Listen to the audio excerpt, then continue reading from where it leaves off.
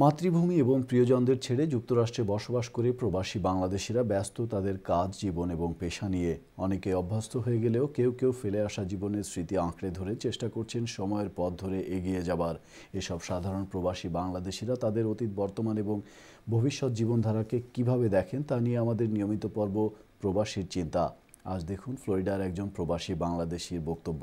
আমার নাম মোহাম্মদ নজরুল ইসলাম। আমি প্রায় 10 বছর যাবত আছি আমেরিকাতে। মায়ামি ভিসা আছি 6 বছরের মতো।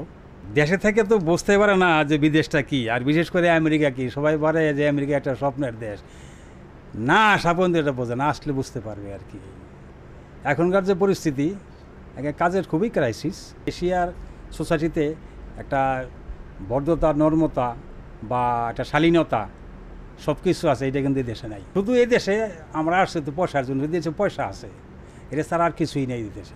আর্থিক দিক দিয়ে দেশে ভালো আছি, কিন্তু অন্য কোনো দিক দিয়ে, সামাজিক বা মানসিক কোনো দিক দিয়েই বাংলাদেশ এই দেশে ভালো নেই।